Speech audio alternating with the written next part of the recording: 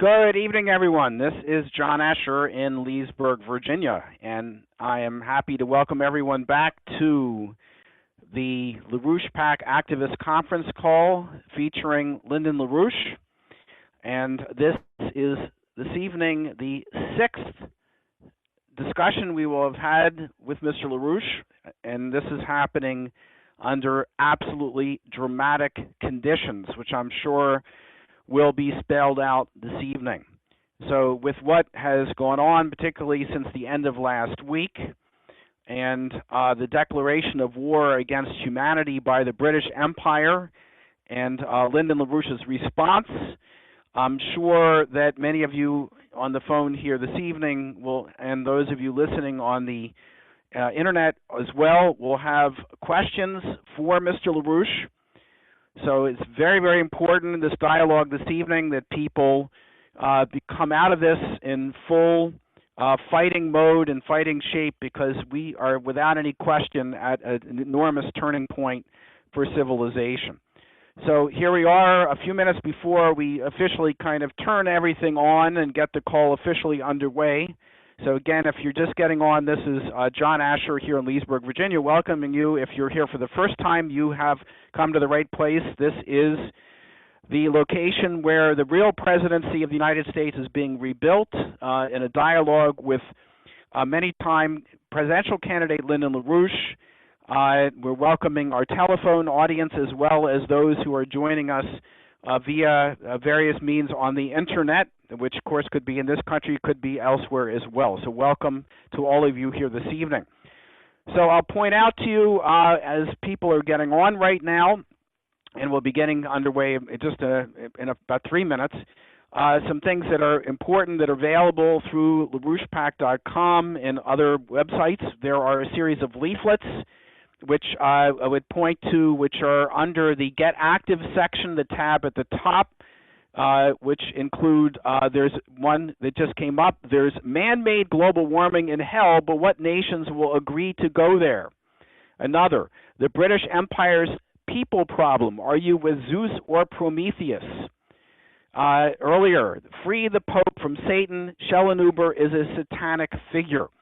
These three statements are all available on LaRouchePAC.com. If you hit the Get Active section at the top and look under leaflets, three very important statements are available for all of you to actually distribute. Secondly, you can go to the New Paradigm site, which is the newparadigm.schillerinstitute.com. That can be linked off of the LaRouche LaRouche Pub website, and now see all the recordings of the conference that took place recently in Paris, France, from the Schiller Institute, entitled Rebuilding the World in the BRICS Era, featuring the tremendous speech by Mrs. LaRouche, the keynote address, and that's available on the Schiller Institute New Paradigm site. Third, for those of you who are in the New York area, there is going to be an important town meeting Saturday afternoon, and I would encourage people, if you do not have the details about that, to contact 201-562-9890.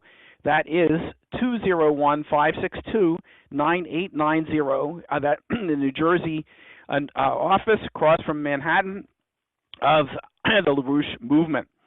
So we are going to begin in just a moment with Mr. LaRouche, and we'll have him up here in a second. And I hope everyone has gotten their questions. You know that when I turn on the Q&A queue, what you'll be able to do at that point is to, you will, under those circumstances, hit *6 to get into the queue. And I'll repeat this again when we begin the call officially in a moment. And for those of you who are on the internet, you'll be able to also ask questions via the YouTube live feed, which is a Google Plus feed. You can ask a question in the comments section, and every few questions we will take this evening, we hope to have some input from those of you who have gotten on via that means. So please realize that if you are watching this live on YouTube, you will be able to participate in this call this evening. So that is my little preliminary remarks, and we're now going to turn on the recording device and get Mr. LaRouche on with us. This conference is being recorded. Good evening, everyone. This is John Asher in Leesburg, Virginia. We're here under dramatic circumstances for the sixth discussion with Lyndon LaRouche here on the 25th of June, 2015. And I want to see if Mr. LaRouche, Lynn, are you there now? I'm there. Okay, great. Wonderful. So, Lynn, we have our audience is now assembling on the phone. We have also people listening live via the Internet at the same time. And I wanted to begin with asking you, Lynn, if you had any preliminary remarks that you wanted to make. Yeah, I could just say one thing, which I've just presented for transcription. Is posted for the morning, and it pertains to a report on the. I'll just name the report, make it easier that way. It's on the question of the Greek issue, and I'll say what I say. The European Union is just stalled. Lyndon LaRouche, of course, said today. That should be said. They're just stalling. They know what the issues are, and the Greeks have made it clear that the issues are limited. So cut out the crap, because otherwise, if we're not going to do that is do the job, then just call it off and move the Greeks off into a different department, and then they'll leave Europe. That's the only way to put it. Say, either you guys get reasonable and stop trying to stretch out all these things. The only thing you could do is to make a statement. Say, the statement here is this discussion, is this same pattern of Europe, Europe are refusing to admit my eyes are bothering me here, that's what the problem is.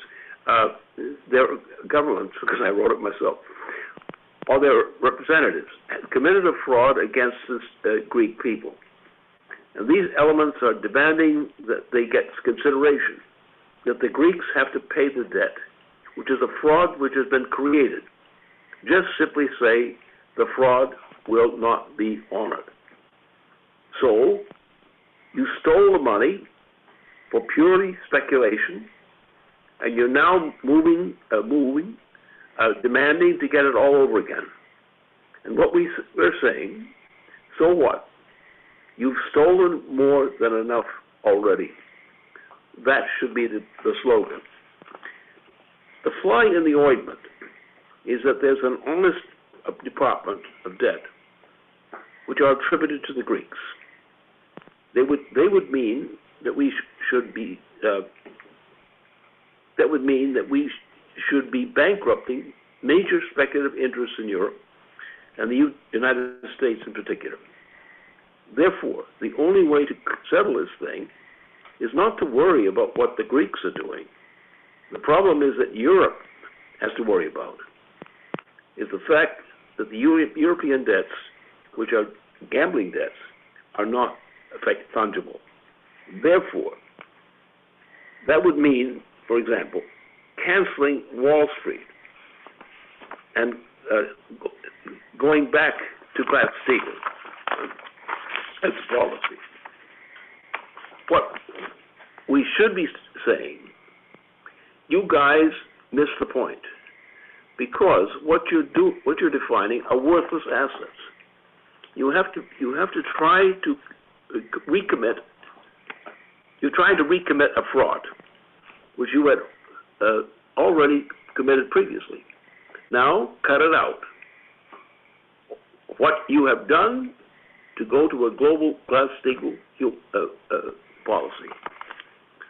Come along with the United States, and we'll restore Glass-Steagall policy in the United States, and we'll cancel the worthless debts. And you, in Europe, will cancel your worthless debts of the same nature, especially the British. That's the only way to handle this. The fact is that the only way that this is going to work, Europeans must eat, and they should eat, because we know that much of the banking sector is purely speculation. And what they're doing is the pardon me, my eyes are still bothering me, the establishment of the Glass-Steagall policy for the relevant regions of the planet, including the USA, and so forth and so on. We'll all go back to a Glass-Steagall policy. That's the only way to get out of this mess. Because if you close down the banks in the U.S., which are speculative banks, you are do so under U.S. law. And therefore, you have to now change the character of the money system in the United States, in particular, to eliminate this swindle system. You return to Glass-Steagall to use that as a source of credit. You put that reserve source of credit into the hands of the U.S. government. And it's now the U.S. government which is the agency which represents the people of the United States. We recommend that a similar approach be applied to Germany, to France, and so forth. In that way, the swindlers lose the money, but the swindlers are the swindlers. So what we do, we take the swindlers' money away from them, we give it back respectively to the national banks, that is to the banks which are governmental banking systems, and we create a new Glass-Steagall policy of international development of a significant part of the transatlantic region. That's the thing which we have on the table, which we have to do. Now, just because you imagine German Finance Minister Schäuble and so forth, all these creeps, pirates and burglars, are all squawking to protect the so-called interest of the pirates and swindlers. Let's go back to Franklin Roosevelt, and Franklin Roosevelt's method is the moral. France needs it. Trying to swindle Spain is not going to help France one bit. What you want to do is to have a cleanup of the system, of the situation, to clean up the monetary system. That will not solve all problems, but it will give us a foundation from which to build a solution against the speculation systems. These guys are thieves, and the British most of all. So we don't need to worry about their benefits. They don't have any benefits coming to them. What we need is an economic system, a federal banking system, a national banking system. You need the whole thing up and down according to the concept of Franklin Roosevelt and Glass-Steagall as such. The point is that the swindler class, which is making all these demands of Greece, don't listen to the swindlers. Go back to the national economy, and we won't have such swindlers. I'm sorry for stumbling. My eyes are really blurred at this point to even read my own writing, but that's it. Okay. All right, Lynn. I'll just mention to people, Matt Ogden just told me that the statement that you had authored there has apparently already been transcribed and is up on the LaRouche PAC website. As the second item, it's entitled LaRouche on the Greek Crisis, the Only Way Out of This Mess. So I can tell people who are just listening to you, they can actually get the statement that is already transcribed and available on the website. I would encourage people to do that after the call this evening. So, Lynn, I'm going to now turn on the question and A queue, and we'll have at it here. All right. So for all the folks who are on the call here this evening, where you can hit Q&A session started. You can hit *6 and get into the queue. If you are listening on the internet and you want to pass a question through there on YouTube, we have someone monitoring that, and we will try to work those questions in with the questions that we're receiving from the live audience on the phone here this evening. So I'm going to take, Lynn, a first question up here. Okay. please state your first name and where you're calling from. Yes, my name is Les. I'm calling from New York City. Okay, Leon, are you talking on a speakerphone? No, I'm using an earpiece. I will remove it. Okay. Okay, is this better? It's slightly better. Go ahead. Okay, very good. Yeah, again, my name is Les Jameson, calling from New York City.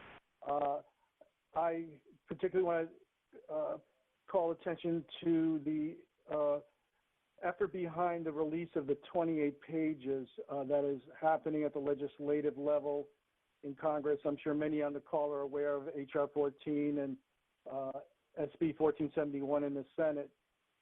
And there's great potential here to begin to unravel the official version of 9/11, which will in turn unravel so much of the what's behind the power structure, the international globalist power structure, controlling events, enforcing their agenda through, for instance, the passage of the TPP in the Senate recently, despite public opposition and so forth. And this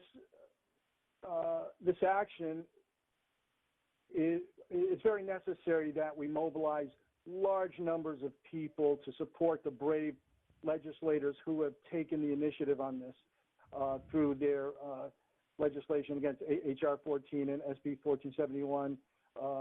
And there's great potential here, but we need to create a massive groundswell because they need help. They need the public to put pressure to all the other legislators around the country to, number one, read the 28 pages, which they have security clearance for, and that alone will cause a major awakening to the falsehoods behind 9/11 and then the ensuing chaos in terms of our military policy and the upheaval in the Middle East and the entire fraudulent agenda, particularly when it comes to this clash of civilizations that we're seeing around the world. Okay, I really appreciate it. I'll see what Mr. LaRouche has to say about that, Les. Okay, here we go.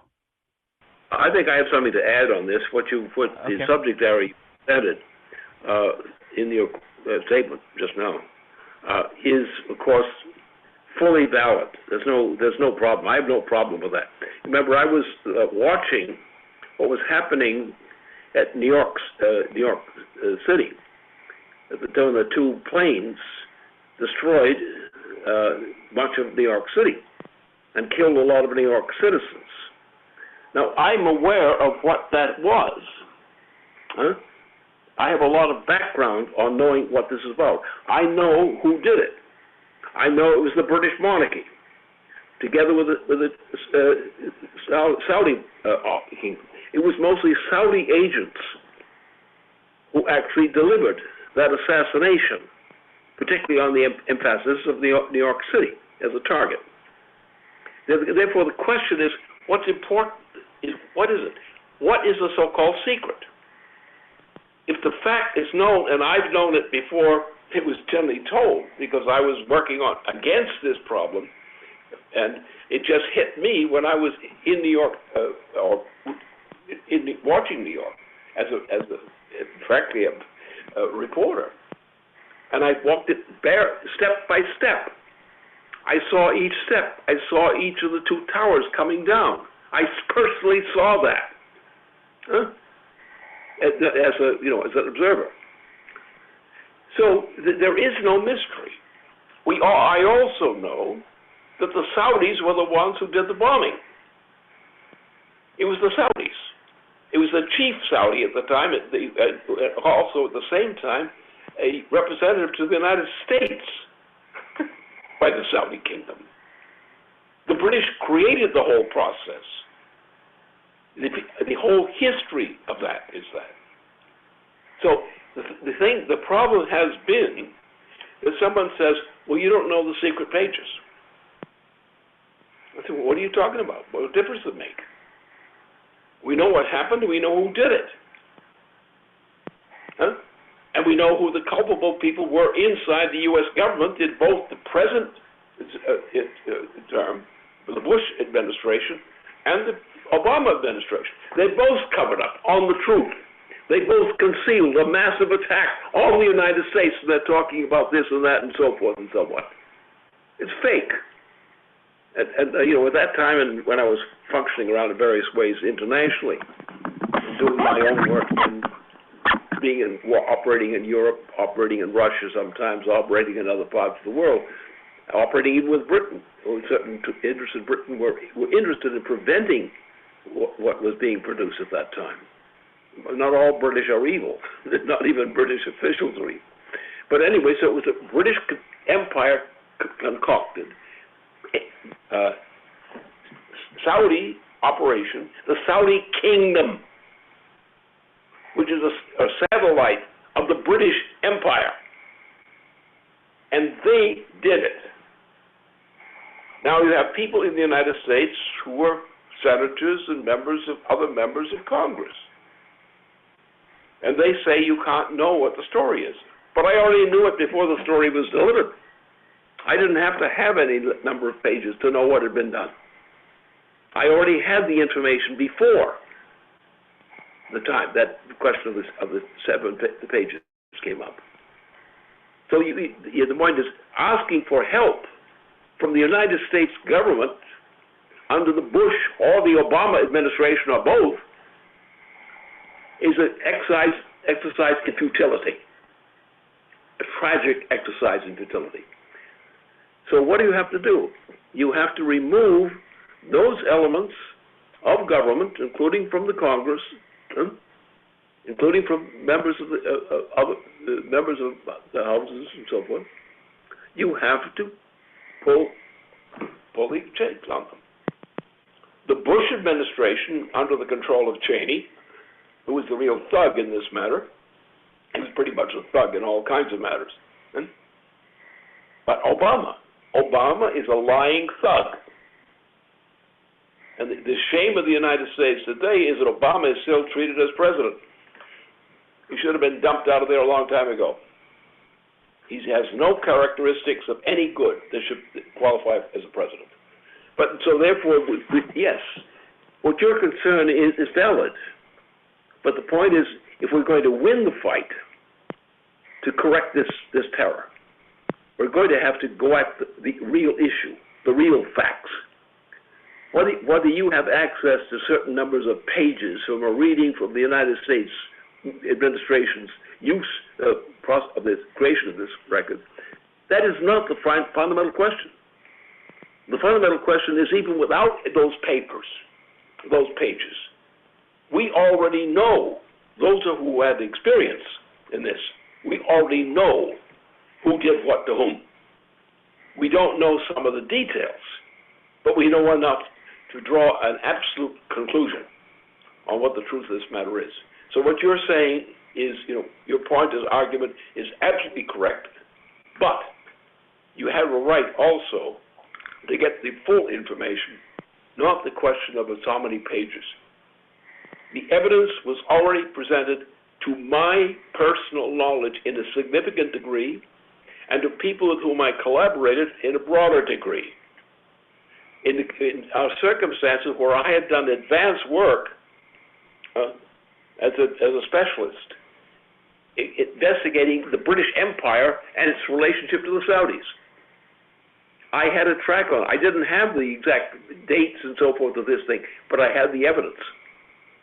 I knew the things, and I knew who the people were, the parties that took the planes out of Boston and brought the two towers down. I watched that, and I followed up on that, from Boston and so forth. So there's, I don't have all the facts, but I have enough facts to prove the case, with a lot of details put to one side. And the people in the federal government, in the agencies of the security agencies of the U.S. government, have access to this story. they're committing a fraud. So those institutions, which are supposed to be our security institutions, ain't very good at protecting the security of the people of the United States. Not when it comes to Obama, or when it comes to Bush, or it comes to Cheney.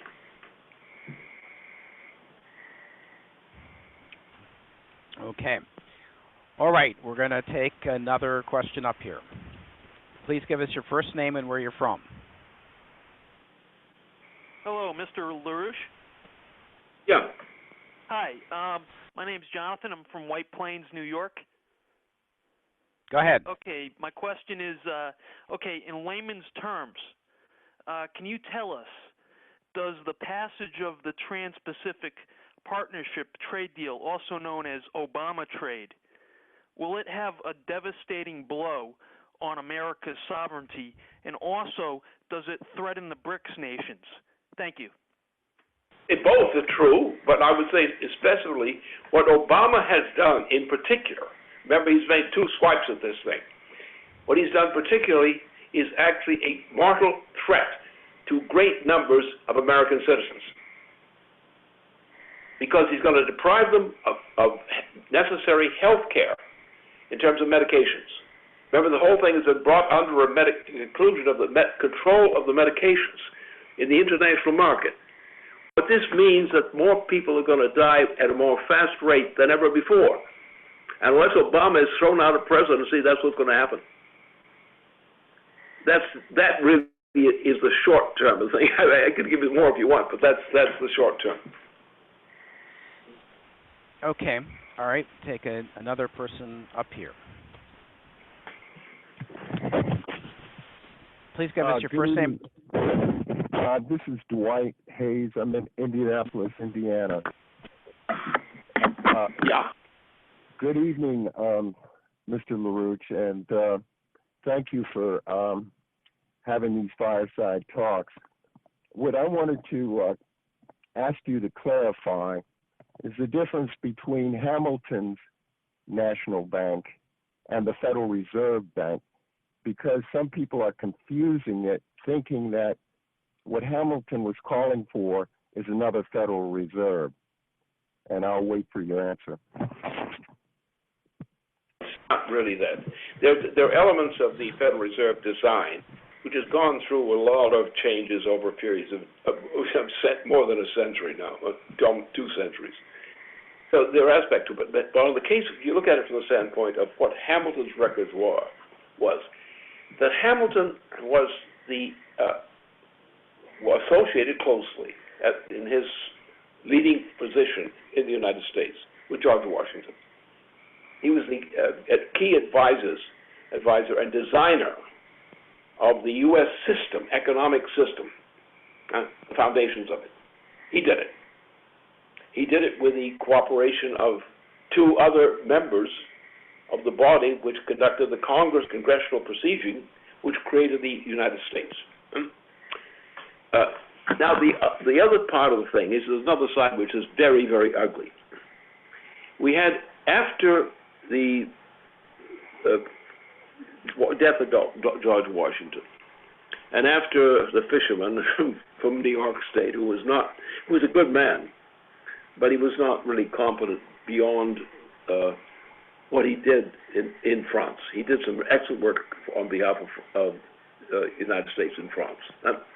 But after that, up until, for 20 years at least, there was not a decent president in the United States who was not a president who was not a crook and implicitly a traitor to the United States. Then we get a great president who on terms in that point. Then we have Abraham Lincoln. Then we have the great general who commanded the forces against the Confederacy. And we had another president at the beginning of the 20th century who was assassinated, as many presidents of the United States have been assassinated by people who share the same opinions as many in the South did, the Confederacy. Then we had Franklin Roosevelt, a great man who was assigned to 4 terms in office, did not live out all 4 terms. Immediately after that, we had the FBI. And the FBI and Truman destroyed much of the work of the United States under Roosevelt. And we had a very evil system. Then we had a president who was very good, but he was not really effective in trying to deal with the danger from within. Then we had another set. We had the Kennedys. One lived for a while as a presidential president, and the other was a possible presidential candidate. Both were assassinated. I had also experience in this. I worked really on behalf of the Reagan administration. It was a subordinate position which I had under the intelligence section of that administration. And I negotiated deals with Russia and so forth, some of which were all turned around the other way. And then the Bushes came in. And the Bush family has been the greatest threat, is the constant threat to the United States ever since that time.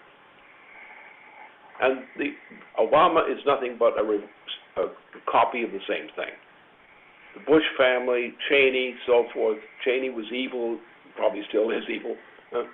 And so we have had a problem with our presidency. And what was represented at the start was a great start. The root of the principles, the economic principles of Alexander Hamilton, are still the only competent principles, foundation principles for the United States still today. But unfortunately, a lot of that has not been observed. Franklin Roosevelt was typical among those who did fully understand, more or less fully, the details of the great design which is done by Alexander Hamilton, which gave the United States uniquely the kind of constitutional powers that the United States was intended to have had under George Washington. Okay. All right. We're going to take another question up here. Here we go. Please give us your first name and where you're from.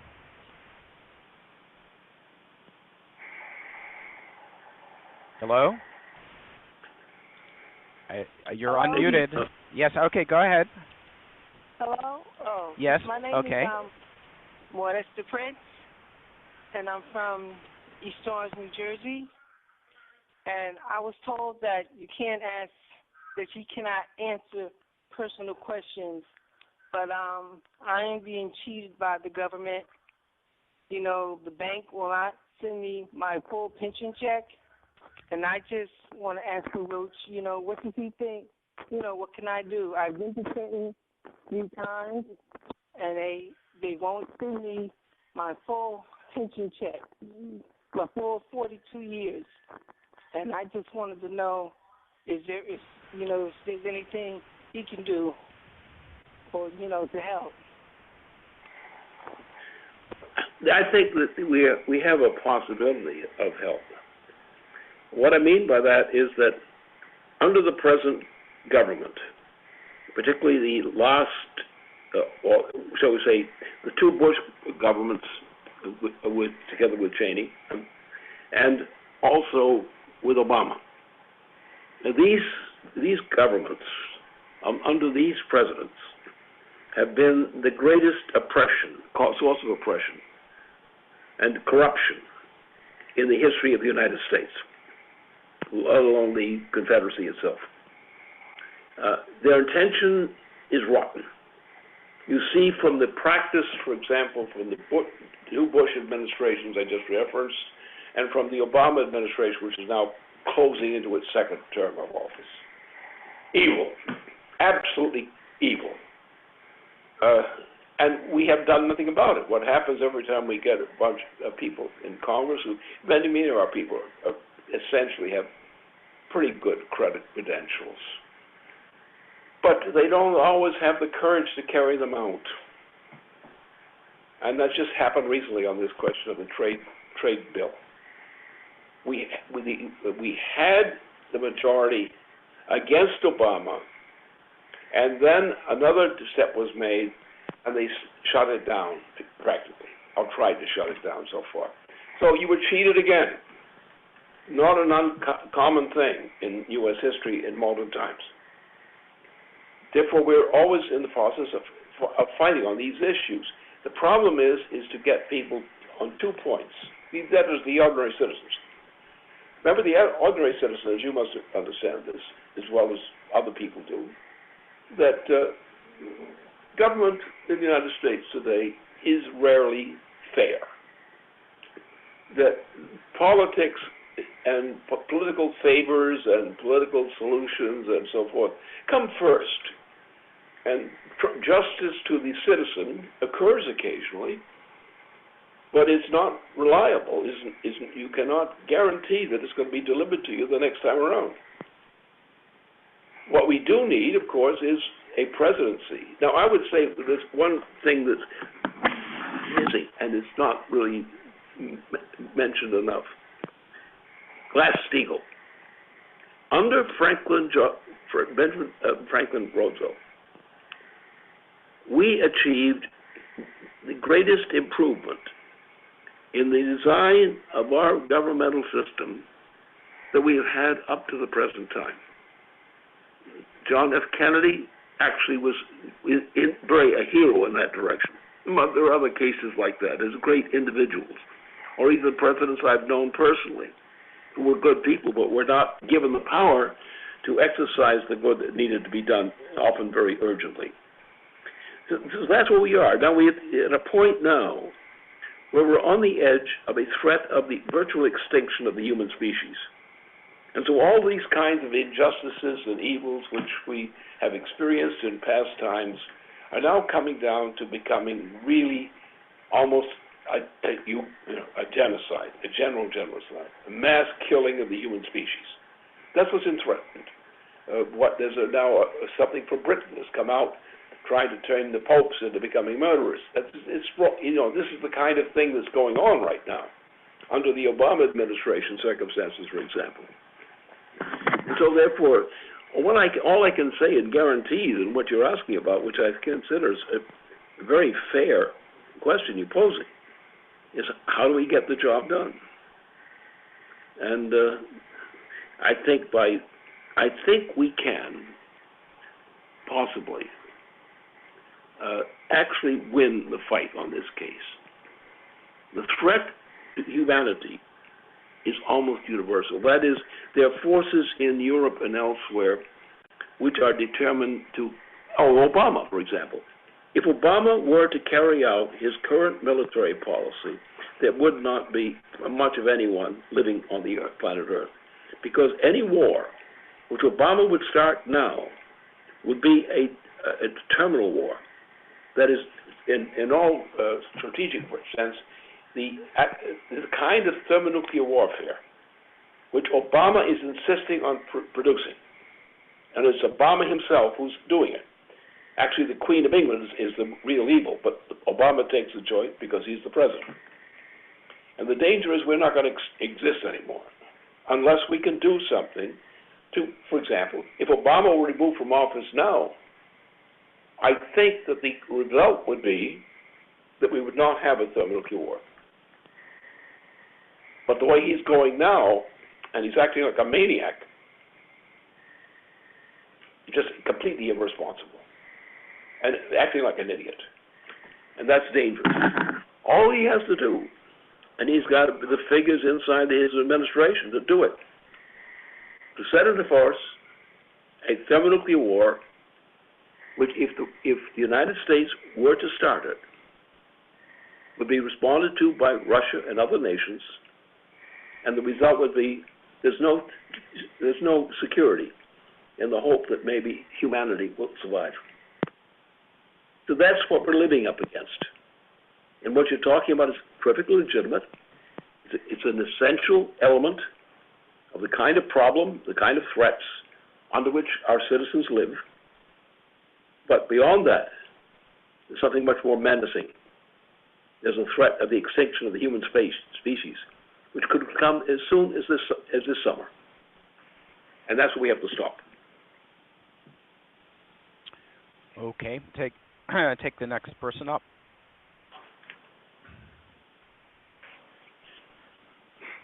All right. Hi there. My name's Derek, from California, and I just wanted to preface. I have a two-part question, a statement, and then a question.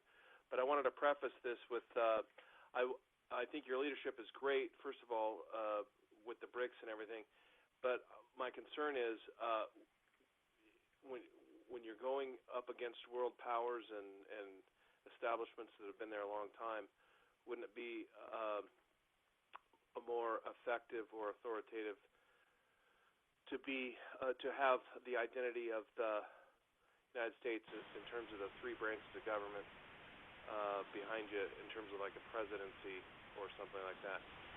Okay, did you get that question, Lynn? I got it. It's a question which people often asks, and therefore, in that degree, is legitimate. For me to say something like that would be not legitimate because I know better. I have a certain kind of expertise in these matters. Now, what we're on the verge of right now is we're on the edge of a general thermonuclear war. Now, if any major power, particularly if for example, if Obama pushes Russia, now Russia will not start a war. That's very clear. Anyone who understands this thing, Russia does not intend to stop a war, to start a war. Russia intends to discourage threats from attacking Russia and from attacking, others. If such a war were launched, then it would not come from Russia. It would come from the British Empire and from stooges of the British Empire, such as Obama. And Obama is an enthusiast for this thing. The great danger now is the fact that the Obama presidency right now is the most likely trigger for setting off a thermonuclear war, which would occur with a launching by Obama and his advisor, and it would be the initiative of the war. Now, that is the thing that would provoke somebody to do it. And the United States and Britain are the only nations which have that kind of commitment right now. Other nations have all their problems and all these kinds of things. So the issue is to prevent the Obama administration from going ahead with his advisors to launch an attack on Russia. If that were to occur, you would have a global thermonuclear war in immediate chain reaction, and the question is, would anybody survive? This is the most insane thing that man could ever do. It's the ultimate expression of insanity for mankind. Now, that doesn't mean that somebody might not survive, but I don't think there'd be many survivors to tell the story, if at all. And so the issue now is we have to be serious. We cannot compromise. When you have a nut like Obama and the people who are behind him from the British royalty, who are really his masters, you're not dealing with something you can negotiate with. You can either weaken his power, take his power away from him, take the dangerous toys away from this idiot, this fanatical idiot.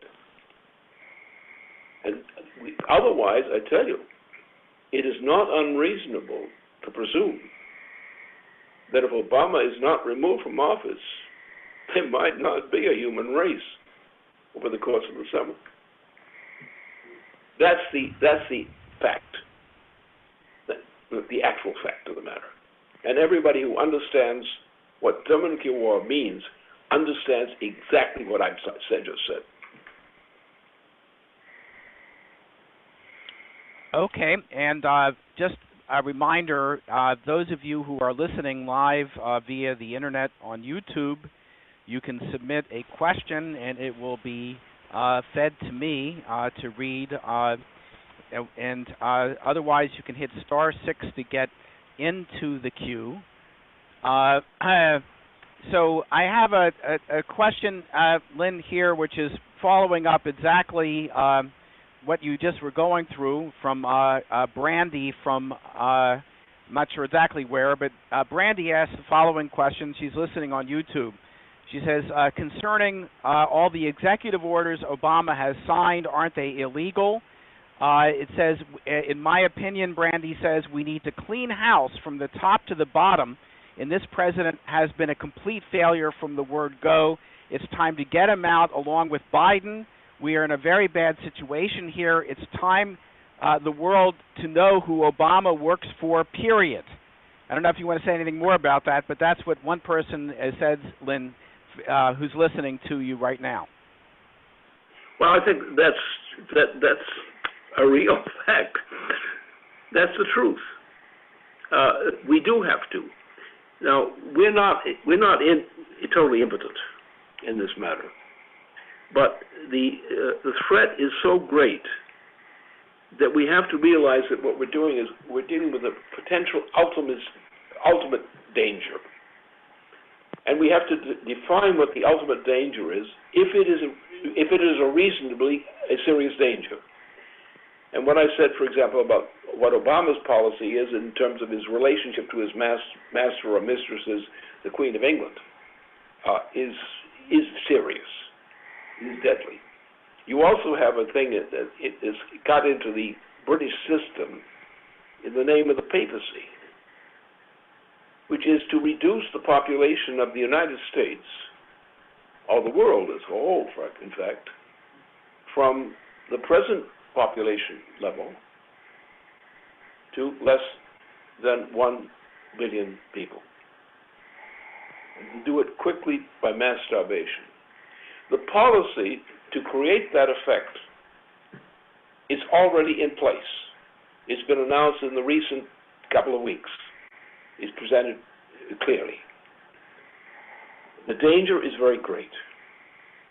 So now, what you can do to get a sort of a solution, a closure on this thing, is to recognize that those who would, and that's the Queen of England, essentially, that's the leadership of this thing, the tendency to assassinate the majority of the human population, to reduce it from the present population down to about 1 billion people at most.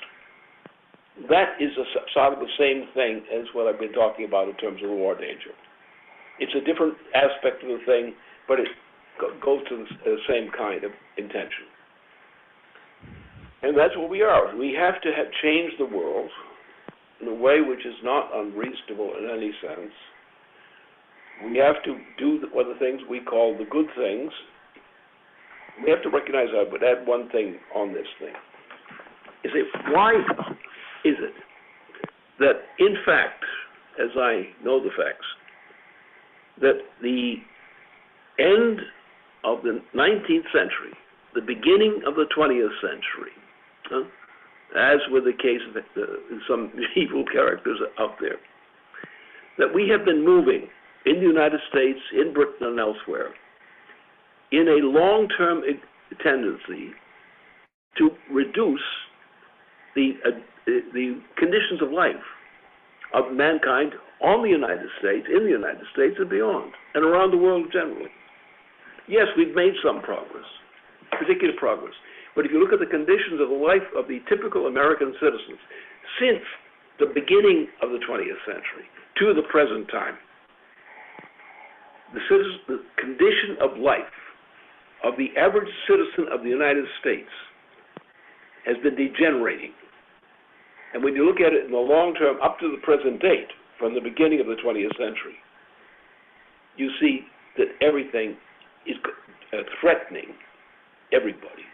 Employment, conditions of life, education, all of the things we used to take for granted back in the earlier part of the 20th century is now being taken away. The death rate is increasing, the corruption, the destitution is increasing. And it tends to be that way throughout the United States and throughout much of Europe. Other parts of the planet, like South America, is improving now in terms of its condition. Some of South America. China has made a tremendous success It's become the most important nation on the planet right now in terms of its power, its capabilities, its rate of growth. Other parts of the world, in Asia, in some parts of Asia, in some parts of South America, are improving.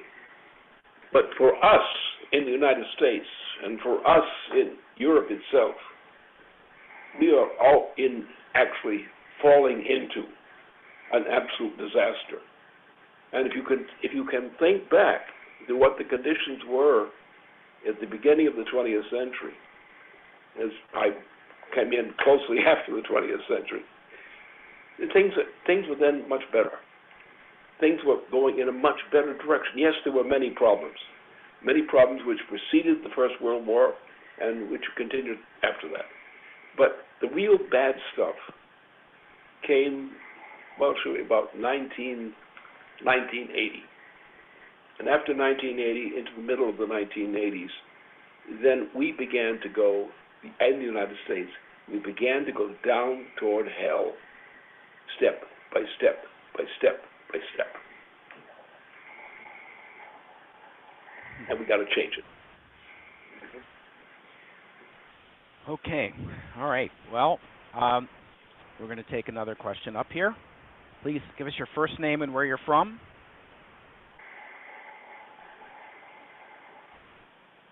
Okay, you're unmuted. If you can hear me, you know you're unmuted. Well, he must not know he's unmuted. Sometimes they mute themselves and they don't know they muted themselves, so he's going to have to try again. Okay, we're going to go on to another question here. Hello? Okay. Yes, okay. I'm Clyde in Apple Valley. Okay, go ahead, Clyde. Okay, my concern is this, Mr. LaRouche. Okay, I was just reading where President Obama had just initiated an executive order, number 13603, where he authorizes slave labor on a large scale on American soil. And another thing is this FEMA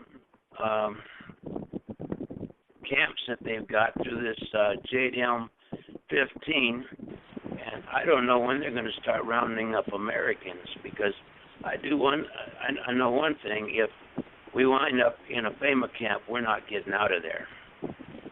And I've heard people say, whatever you do, don't let them catch you alive. So where do we stand on that aspect, Mr. LaRouche?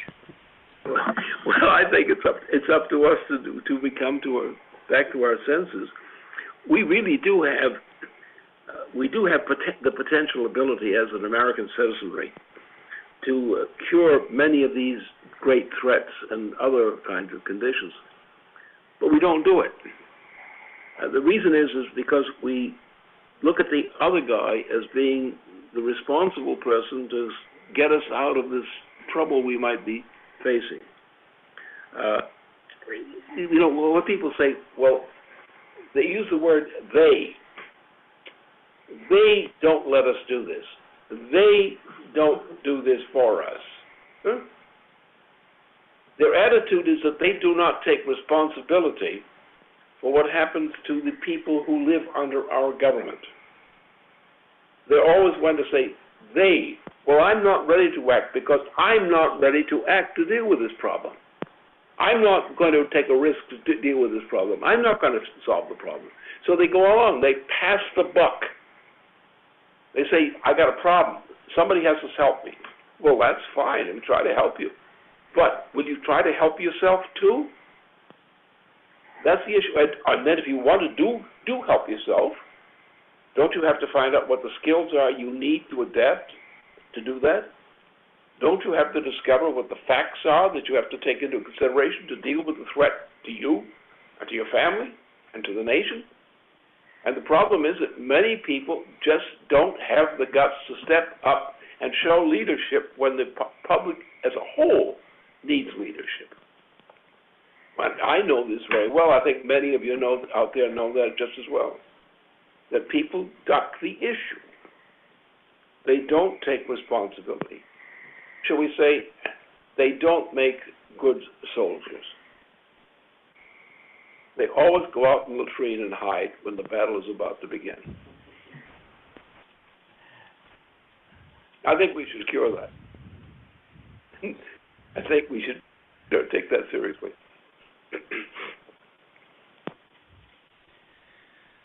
Okay. I have here, Lynn, a question.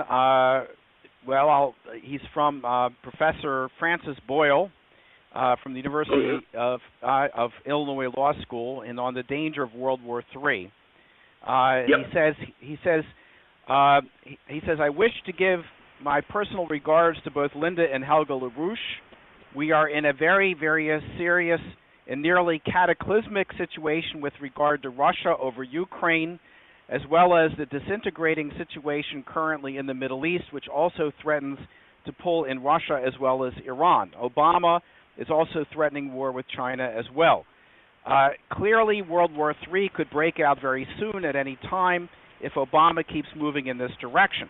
It seems to me like all of these so-called political conflicts, including the cultural warfare we are now witnessing here at home, have been deliberately designed to distract public attention away from the build-up towards World War III abroad. Can you shed some light on this imminent danger and what the citizens of our republic have a responsibility to do, given the proximity of this danger and the lateness of the hour for the very survival of civilization? Okay, good. The question is the practical problem is presented by the presenter. It's a long. If you want to go through the details, it can be a very long story, because it's a story of history. It's not the story of what might have happened yesterday, but it's a story of what might have happened in the course of history. And the course of history is sometimes very deep. It accumulates. The course of history accumulates. And sometimes it goes in a better direction. The danger is moved away. And then sometimes it comes back, or it comes with a new fresh surge. And what we now know is we have in process, first of all, we have idiots, and we have unintentional but effective murderers. They don't tend to kill people, but they will kill people, and they will stubbornly cling to the actions which will result in killing people. And that's not just killing people. Let me go in, because we're dealing with a gentleman whose reason or powers of reason are well known to me. In responding to this question, I want to give a fair expression to a more than fairly competent personality. There are underlying mistakes which have often been made in history, which are little understood. What we do tend to understand are things which have accumulated experience shows us are threatening us. That's what happens. People see this coming of a war. They become uncertain and so forth. But they don't necessarily find the answer in time, because they don't look at the depth of the problem they're dealing with. They want to ignore it up until the time that they get scared. And that frightens them. Therefore, what happened in our history of our presidency, for example, we had a great president who had one of the most brilliant minds in the world today still, who was the official leader and guide of that great president, Washington, Hamilton. Hamilton was a great genius which made the United States succession possible, as opposed to those who, despite of George Washington, turned against Hamilton and killed him, and intended to kill him. We had presidents in that period who actually were enemies of the institution of the United States, even among the early presidencies. So we have to often look at the deeper issues in order to come to a competent understanding of what the crisis is which may threaten us in a recent time. People when they wake up, the time that they wake up, it's often much too long. And I think that he knows what I mean by that. He's had enough experience and study to know that. Now, there's certain things that I do know. And I do know what this stuff is about. It's my specialty, that's why I know it. But we are at the point where we could be extinct within a matter of weeks. I'm not exaggerating at all. If, for example, let's take, for example, the situation of Russia vis-a-vis the United States, with Russia or with the United States and Britain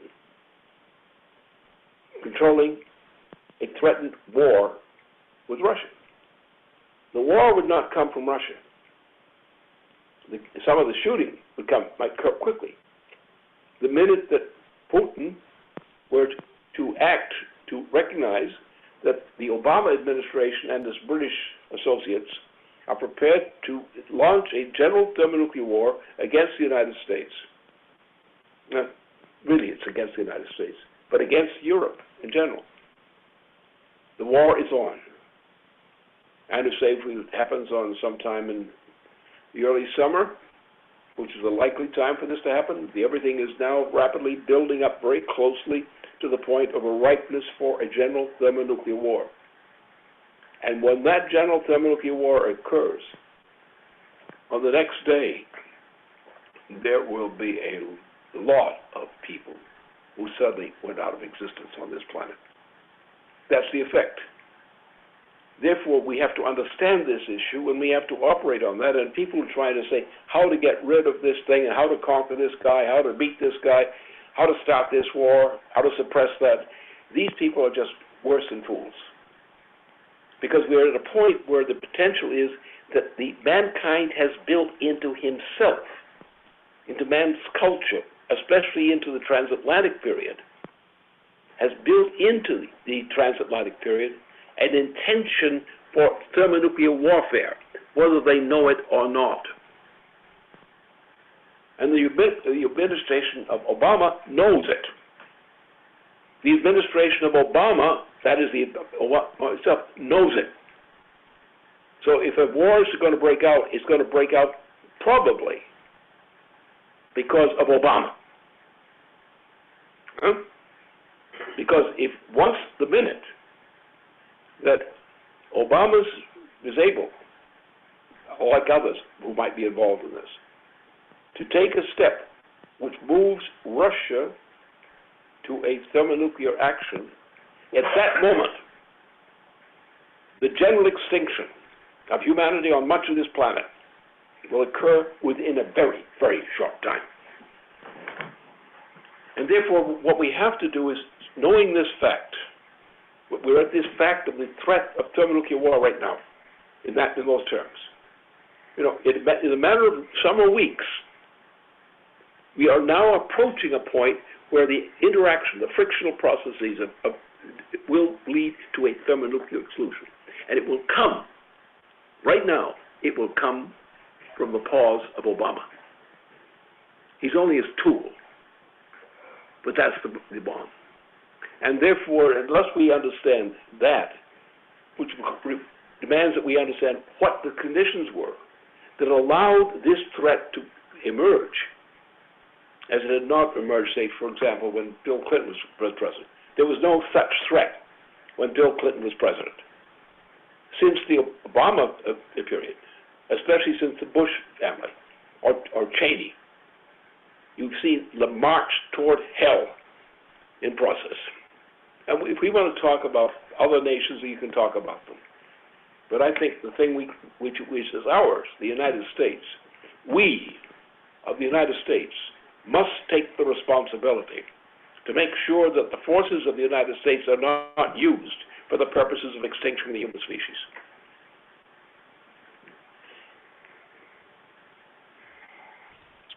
Okay, here we go with another question. Okay, sir, you are unmuted. Okay, this is Rod from Brooklyn. Good. One of the factors that I discussed at one meeting was that Obama put the 173rd Airborne and the Screaming Eagles as advisors in Kiev, and that was a highly unstable thing that he did. He has so done this. Is there any way that we can undo some of this, even though his administration may still be in power? Yeah, I would say the only thing at this point which gives you much chance is impeaching Obama, throw him out of office. I'm talking about what I see in actions around the Congress. I follow somewhat the decisions of the U.S. government, or at least some of the things that are most attractive to my attention. And I would say, yes, I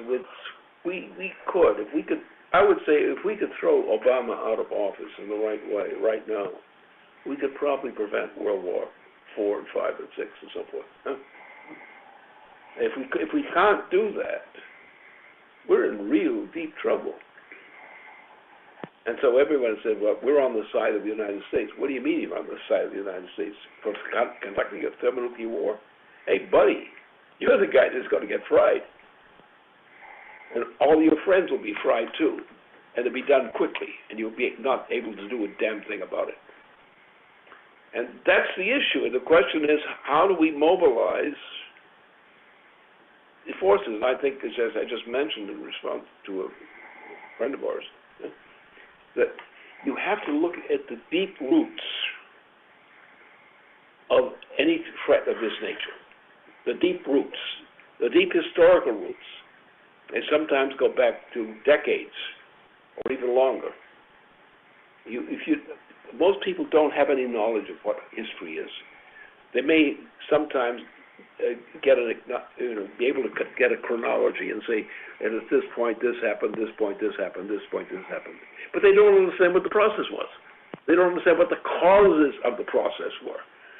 They don't know how you change the causes that lead into something which is good or something that is bad. And so most people are left ignorant. They have no knowledge of what this process is. They live as like victims, living on the assumption of hope when they lack knowledge. And therefore, often, mankind, hope has gone from brilliant periods of history, as with Nicholas Cusa and people like that, and then what happened later? We suddenly had the outburst of one of the most wicked and evil wars fought as religious wars in that period into the time of Leibniz and beyond. And what happened when Leibniz died? We have the underlying of the United States, for future United States, was reversed. And a stroke of evil struck what was becoming the United States, the future United States. And we had presidents who were rotten. The first 4 presidents of the United States were rotten. Most people don't know that, but that's the case. And so therefore, the issues here on this is we have to understand the deep roots of the great movements in human history. We have to understand what our relationship is to those great roots. And most people don't. They haven't been educated. Or they've been conditioned to accept indifference. Or to assume that everything is confused until some short-term development occurs. Or an accident occurs. One of the favorite fantasies of people is accidents. Fatal accidents included. Automobile accidents, other kinds of accidents. But the issue is, yes, those things do happen. But what are we doing in anticipation of the fact that they might happen? And how might they be prevented? How may poisoning be prevented? How may accidents be reduced? All these kinds of things. And the point is that mankind is poorly educated these days.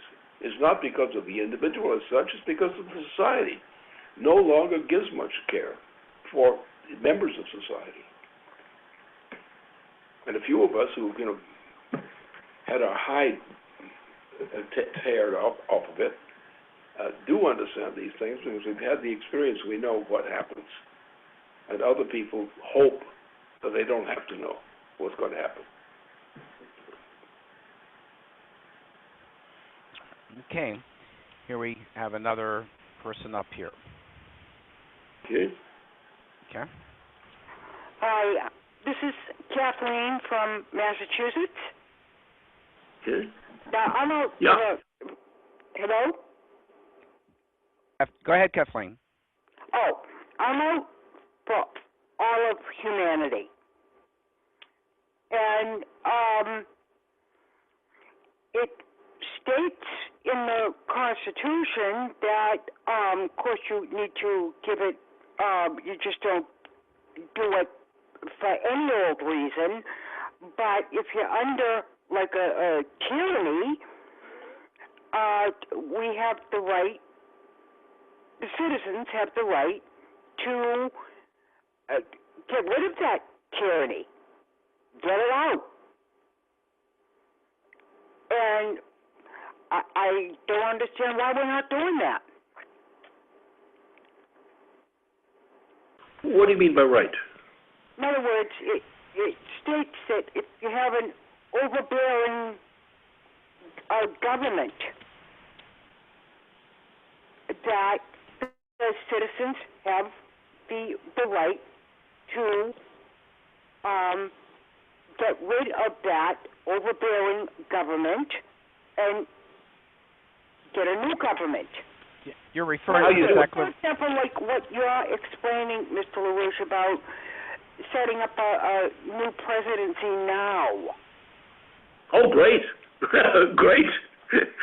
I think we could probably improvise one really right away if somebody would politely and kindly supply us a replacement to Obama. I mean, frankly, that's it. I mean, if we could get a president who comes in, stumbling as he may or she may be, at least if they stumble around at least with some kind of reasonable, like, does the person know how to drive an automobile?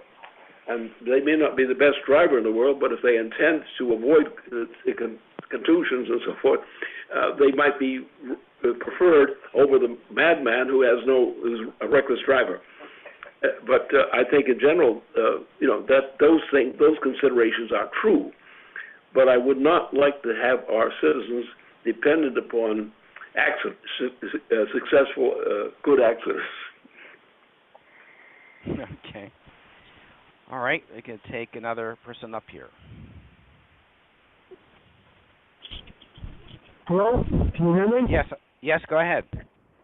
Hi, this is Kurt Schuler from Iowa.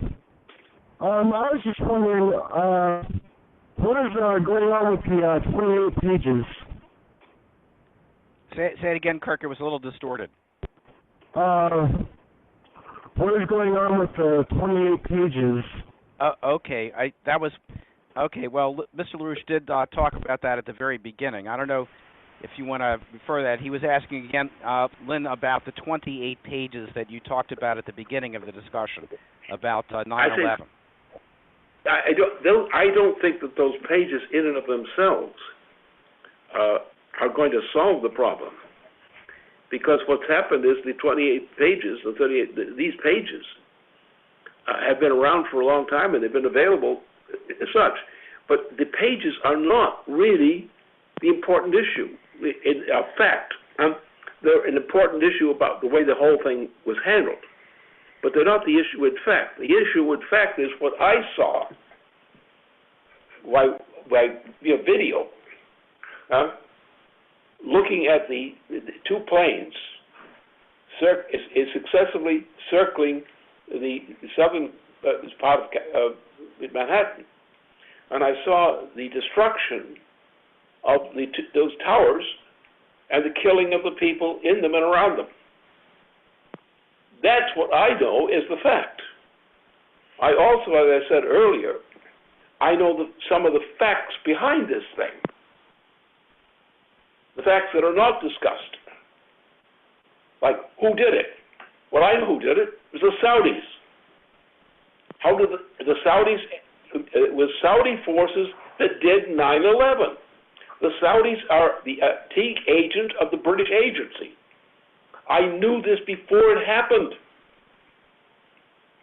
because I was following the British operation. I knew that the forces in Britain, which were operating out of Saudi Arabia, were the forces which created 9/11.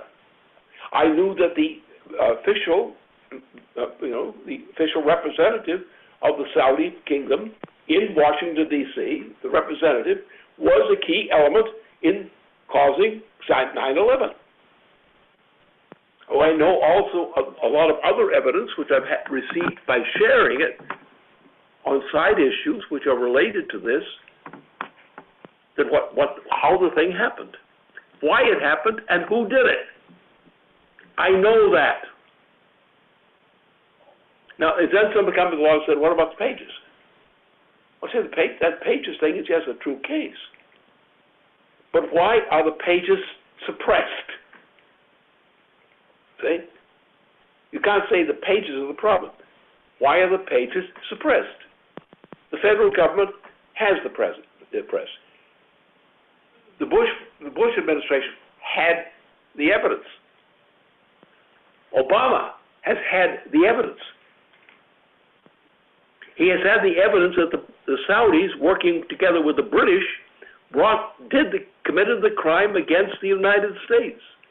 Why is the United States then hiding the identity of the murderers, the mass murderers who attacked our citizens in Manhattan, in particular, on that occasion? That's the issue. And the whole thing is a swindle. You say the 9/11 issues, that is a swindle. It's a fraud. It's a fraud, an act of treason by the Bush administration. It's an act of treason as continued by the Obama administration. If you can't say that, you have no credibility. You may know the thing happened, but you have no credibility which allows you to walk in with the proof that the Bush administration and the Obama administration have both been responsible for what the effects, murderous effect on our citizens in 9/11. And therefore, neither Bush, nor Cheney, of course, nor Obama is actually fit to be president of the United States, and never was. That's your problem. If he'd been removed, if Bush had been removed for his crime, if Obama had been removed for perpetrating the conclusion of that same crime, why are they in the presidency? Don't ask me about the pages. I know about the pages.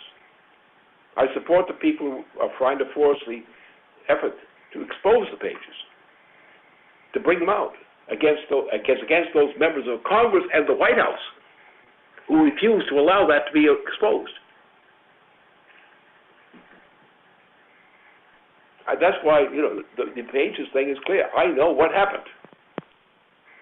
I don't know all the details. I don't know some of the delicate details of the pages, but that's not important. The question is, who did it? I know who did it. It was the British Empire, steering its puppet, the Saudis. That's what the story is. And everything else is a distraction. It's a fraud.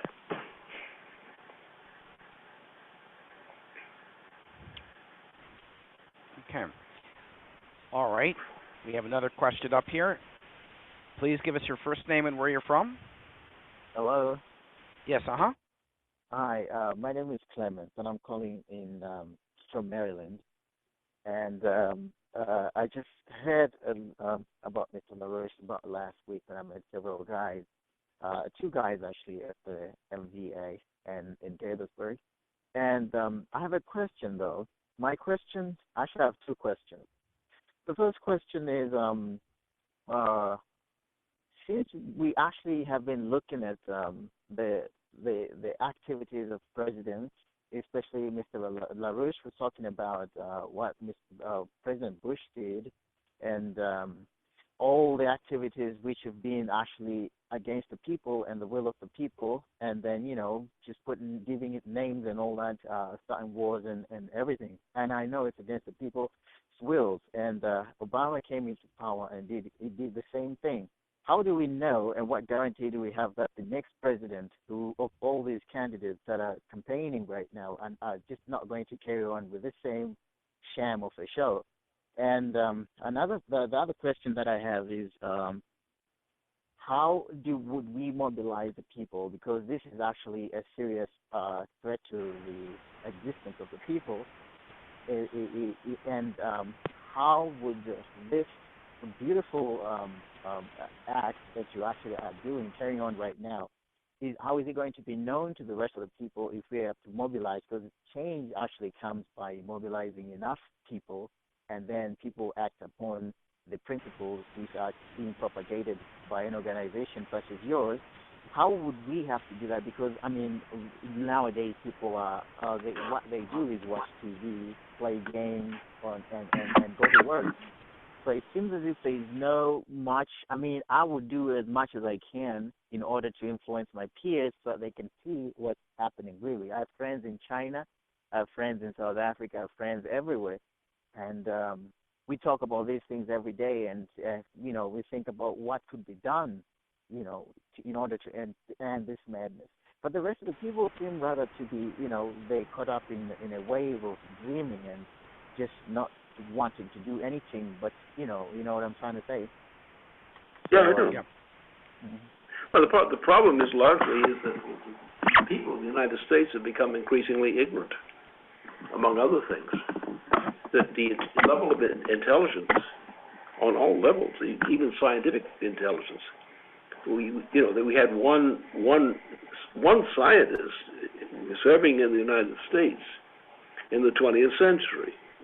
There were other scientists who were capable people who made contributions, but as to the profound underlying principles of science, Einstein was the one man who qualified for that, Albert Einstein. We have, access now to new knowledge, which was not possessed by this in that century, which we know now.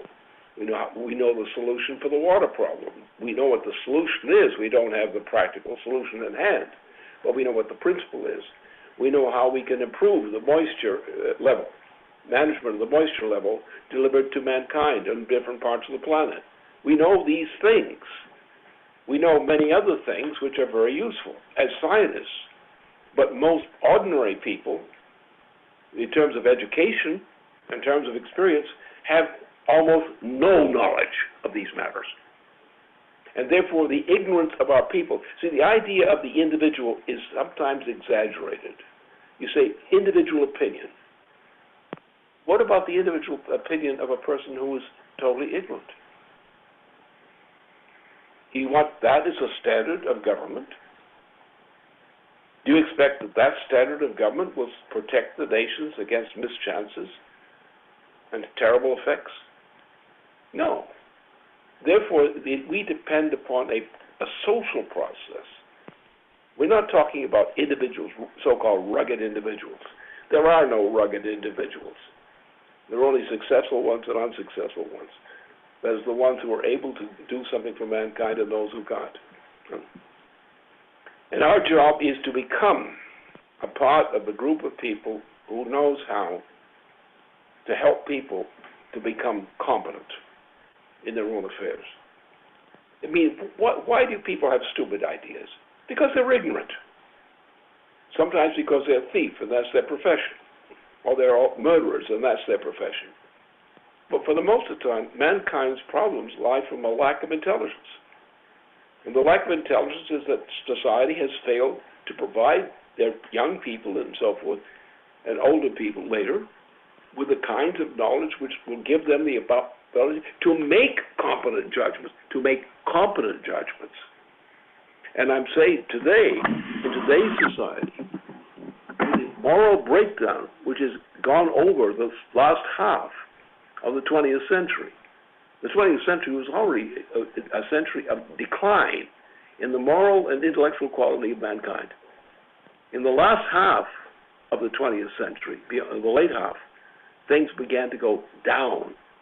And the Bush administrations, the election of Bushes to presidencies was actually a marker of the degeneration of the American billion of people and their population.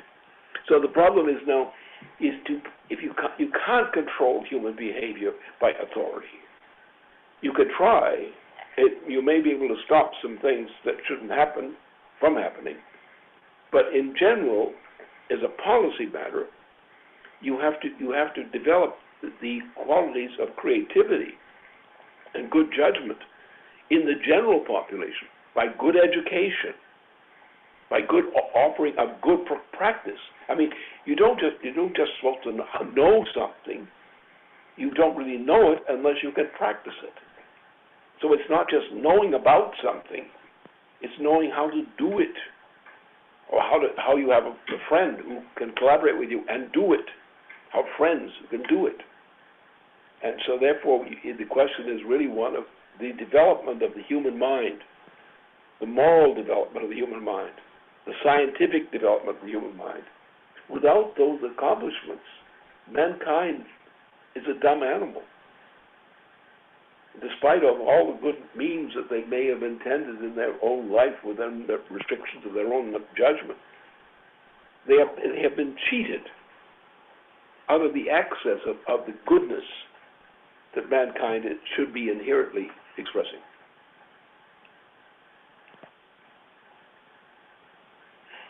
Okay. Lynn, I think we can take one more question up here. Is that okay? Okay, good. Okay, here we go. All right. Yes, hi. This is Joe Turco, and I'm from Orange County. On the note of education and people staying informed, it is true people do have to know what's going on in order to make sound judgments. Not everybody lounges around without staying up to date and, reading all the material that they can get their hands on. I'd like to, if I'm the last person here, maybe if I can have 5 minutes, go over a little bit of my understanding of the past couple decades. Well, Joe, I would ask you to really try to make it tight, all right? Because a lot of people didn't get their calls, they didn't get their question in. So if you can kind of tighten it up, sure. I would appreciate it. Okay. Sure. And then maybe I'll just go ahead and send it to you guys via email. My question was, what about the drought in California? And do we or you have any news or any ideas of what their solution is going to be? Anything would be great. Okay, thanks. Okay, I have some expert sources on these subjects. First of all, what most people are telling, take the case of the governor of California. He's a bad man, and he's also an ignorant man. He's a bad man because he's actually a murderer. He's saying that the people in California have to be deprived of water, even if it means killing them. That's a bad man. He's the governor of California. His father was a good man. So it's not the race that's the problem here, it's the lack of brain. So what are we talking about? About goodness and about achievement, these kinds of things. The point is that mankind does have tremendous power in the mind. We have, for example, look at the history of modern or quasi-modern fiction. Go from, say, the period of Jeanne d'Arc, and so forth, things like that. That period. Nicholas of Cusa. Great inventors like Nicholas of Cusa himself, or like Kepler, or like Leibniz. These are great people. They actually improved man's ability, man's insight into the principles of science, in the broader sense of science, the true sense of science, the principle, not gimmick, principle. So what happens is we have a net supply of water, and the great chief supply of water for mankind is located in the galactic region, not in the next door neighbor. There is no shortage of water for mankind. There is only stupidity by mankind, because the technology of dealing with this alleged water shortage is entirely a product of stupidity or malicious stupidity. The governor of California is a malicious mass murderer. The governor, because he's taking steps to induce the death rate in California.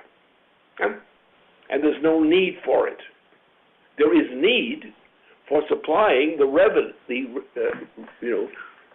solution for the problem of the water management in California and around adjacent parts of the southern United States. Yeah, that's needed. There are other things that are also needed similarly. But mankind, through science, has the access to the ability to understand these things. Kepler discovered the solar system. No one knew what the solar system was until Kepler, Johannes Kepler. And Kepler was followed by Leibniz, and was a follower, in a sense, a follower of Leibniz in every other sense of scientific sense. Now we have a more higher development, and we've gone into the higher level of the whole galaxy system, and we know some things about the galaxy system, not everything. We don't know what the dark areas of the galaxy system really mean, for example. But we know these things. We know things about the moon, for example. We're learning more. China is showing us more things about the moon. So we're finding out all these kinds of facts through scientific exploration and study. The so-called practical measures or rumors or opinions aren't worth anything if they're not grounded on something which is tantamount to science. And I know some of these matters more directly, sometimes directly. And that's the case. So there is no excuse for the continuation of these problems. There's only the need for the urgency to look into what the solutions are that are available to us. And like the Kepler's discovery of the organization of the solar system, for example.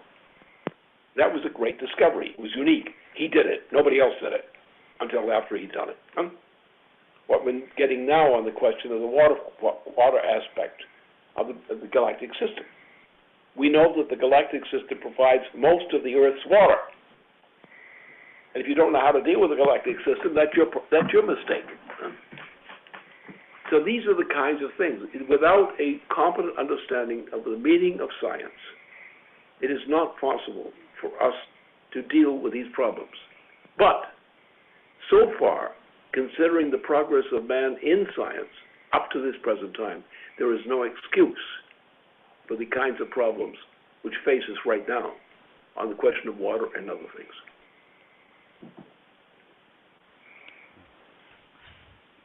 Well, Lynn, I guess that is just about drawing here to a close. I was wondering if you wanted to take a few minutes here or whatever to outline some concluding remarks for the supporters and members who are still on the line here this evening.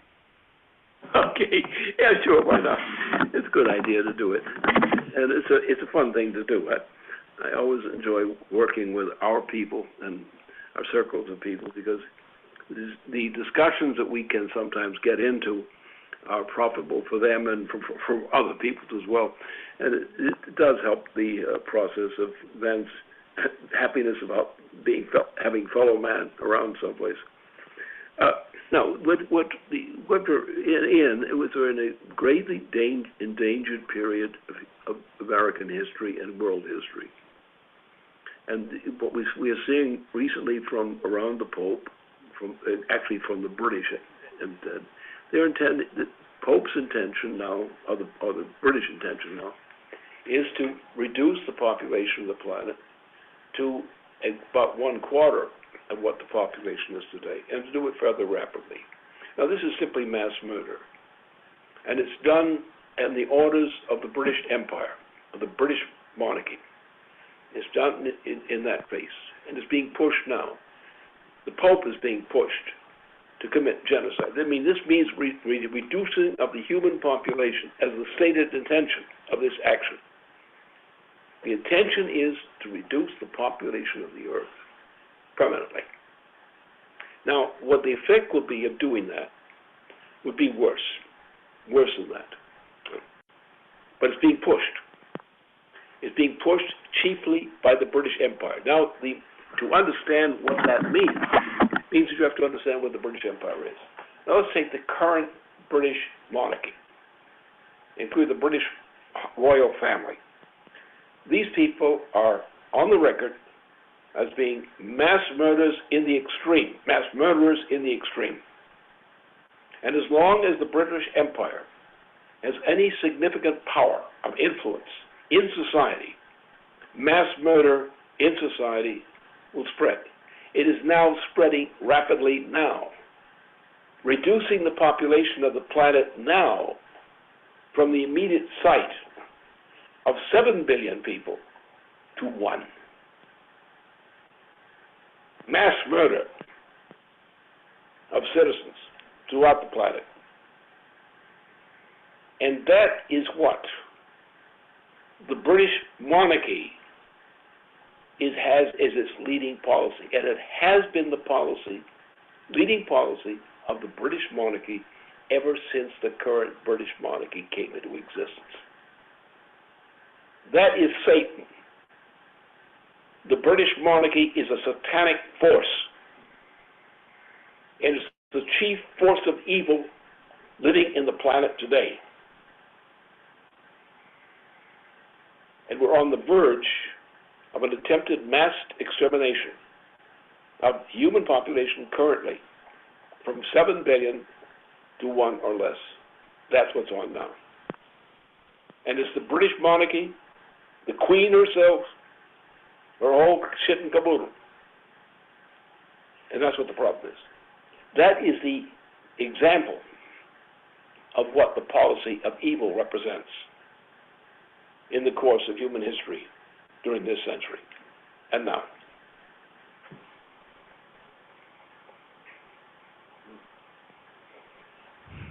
Okay.